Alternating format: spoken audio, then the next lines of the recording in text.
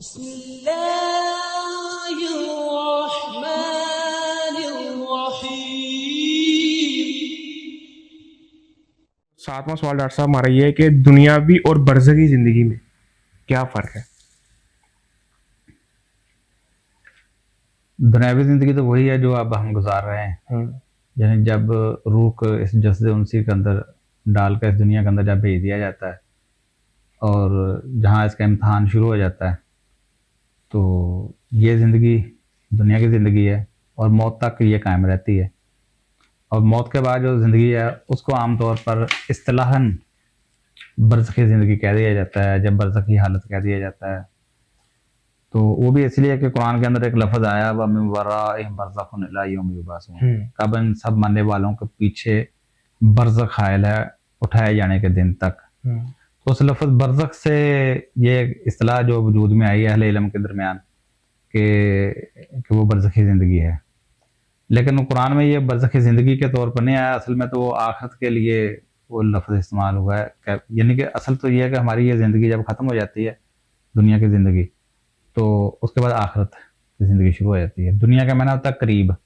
دنیا کا لفظی معنی آتا ہے قریب، تو جس میں ہم موجود ہیں یہ دنیا ہے۔ آخرت کا معنی ہوتا ہے کہ کسی چیز ایک چیز کا رسی ہے نا، جو ہمارے ایک سرا وہ جو ہمارے قریب ہے اور ایک دوسرا سرا ہے وہ اس کو آخری یا اخرا یا آخری آخرت آپ کہہ سکتے ہیں، دوسرا حصہ سرا کنارہ اس کا۔ تو جب تک اس دنیا کے اندر ہم رہتے ہیں شعوری زندگی کے اندر، یہ ہماری دنیا ہے، اور مرنے کے بعد جب ہم دوسرے جہان میں چلے جاتے ہیں وہ ہماری آخرت ہے، یعنی دنیا کی زندگی ختم ہوتے ہی ہماری آخرت شروع ہو جاتی ہے۔ اس کو آپ اس طرح سمجھ لیں کہ عائشہ رضی اللہ عنہا فرماتی ہیں کہ جب نبی علیہ السلام بیمار تھے آخری ایام میں، تو آپ عبد الرحمن بن ابی بکر رضی اللہ عنہ وہ گھر میں داخل ہوئے تو ان کے ہاتھ میں مسواک تھی، تو لیکن نبی علیہ السلام نے جب دیکھا تو آپ نے اس طرف اشارہ فرمایا، تو عائشہ فرماتی ہیں کہ میں نے مسواک ان سے لی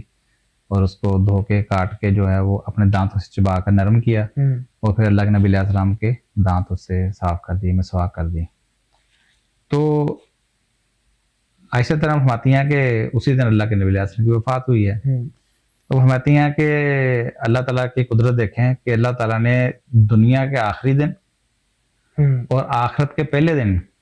میرا اور نبی صلی اللہ علیہ وسلم کا لعاب جو ہے وہ اکٹھا کر دیا۔ یعنی اس سے پتہ چلتا ہے کہ صحابہ کرام کے درمیان دنیا اور آخرت کا کیا تصور تھا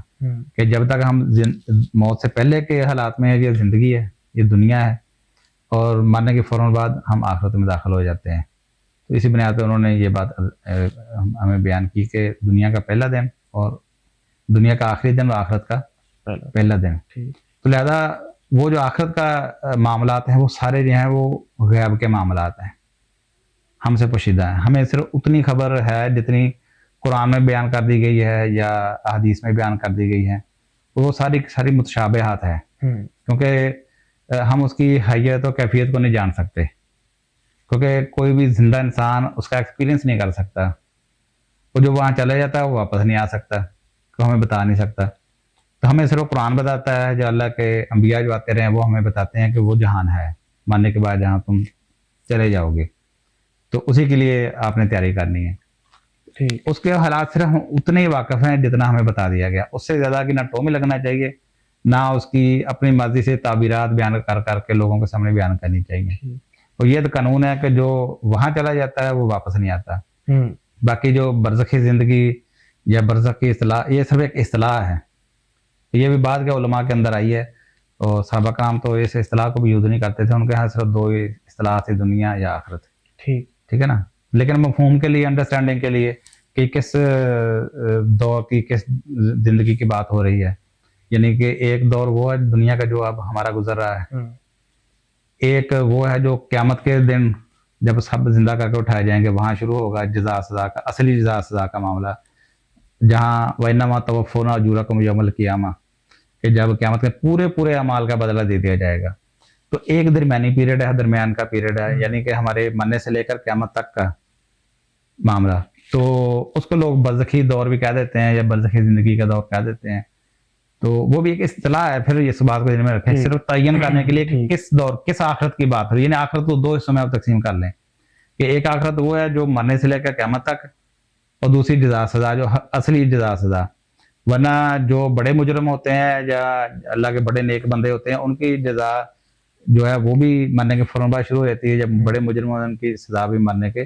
فوراً بعد شروع ہو جاتی ہے. جیسا قرآن میں اللہ نے فرعون کے لیے ذکر کیا، شہداء کا ذکر کیا، یعنی کہ کسی کی سزا فوری شروع ہو رہی ہے، کسی کی جزا فوری شروع ہو رہی ہے. تو وہ اس پیریڈ کو متعین کرنے کے لیے کہتے ہیں برزخی دور، برزخی زندگی، ٹھیک ہے نا، تو برزخی حیات. تو ورنہ قرآن میں یہ اس اصطلاح کے طور پر استعمال ہوا ہی نہیں. ٹھیک، اس لیے یہ تو معلوم ہے کہ یہ آخرت کا حصہ ہے، لیکن اس کے بارے میں صرف اتنی ہی ہم جانتے ہیں جتنا قرآن میں یا صحیح حدیث میں بیان کر دیا گیا ہے. اس سے زیادہ کی کیفیت و حیت وغیرہ کو ہم نہیں جانتے. ٹھیک.